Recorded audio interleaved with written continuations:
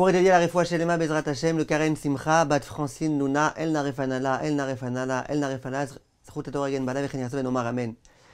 Chers amis, au début de la parasha de Vaïgash, Yehuda s'approche de Yosef, il ignorait encore que c'était son frère, et il lui dit, regarde tout ce qui s'est passé. Toi, tu m'as demandé, est-ce qu'on a un père?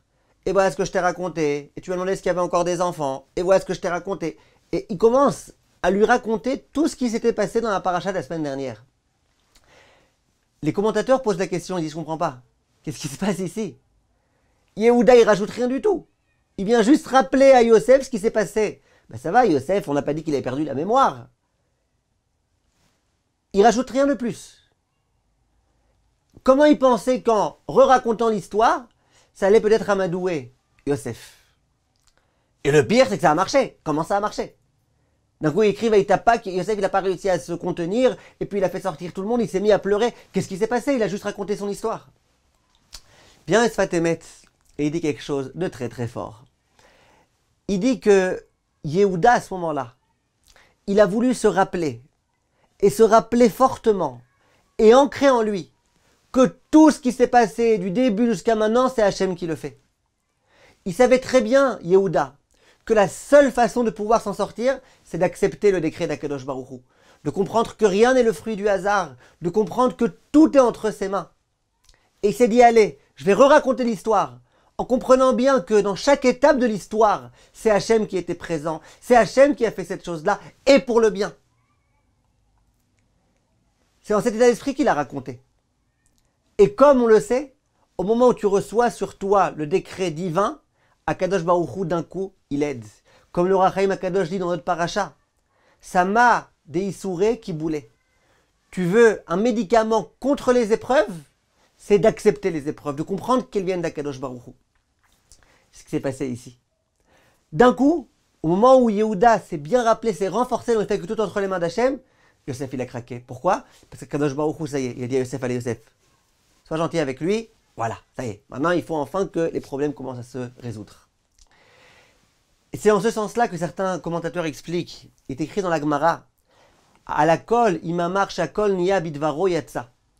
C'est une halakha qui est que lorsque j'ai un fruit, un légume, un aliment, dont j'ai un doute quel bracha il faut réciter, si j'ai récité chez Akol, je suis quitte.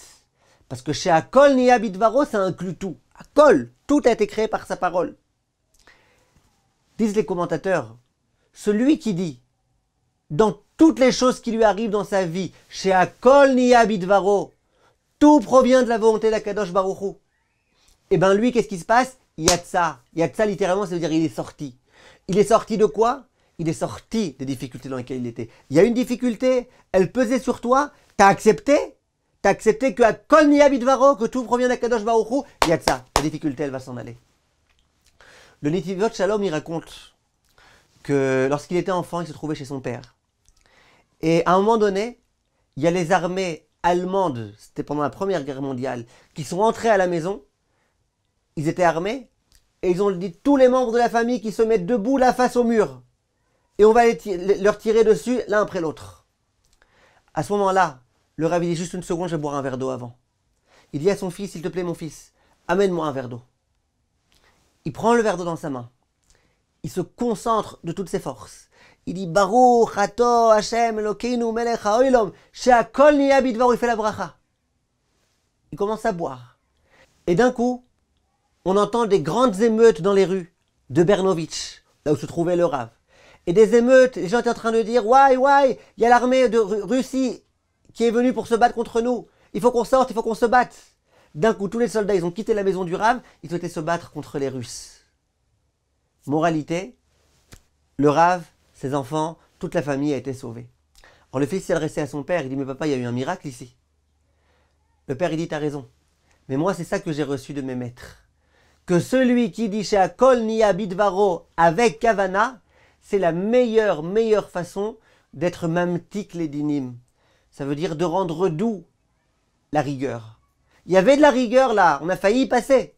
Chez Akol niya bidvaro, comprendre tout vient d'Hachem. Au moment où j'ai dit tout vient d'Hachem, j'ai pensé aussi à ça. À ces ennemis qui viennent pour nous tuer, tout vient d'Hachem. Quand tu acceptes que tout vient d'Hachem, eh ben Hachem il t'aide. qu'on ait le mérite, Bezrat Hashem. Kol tov, mes chers amis.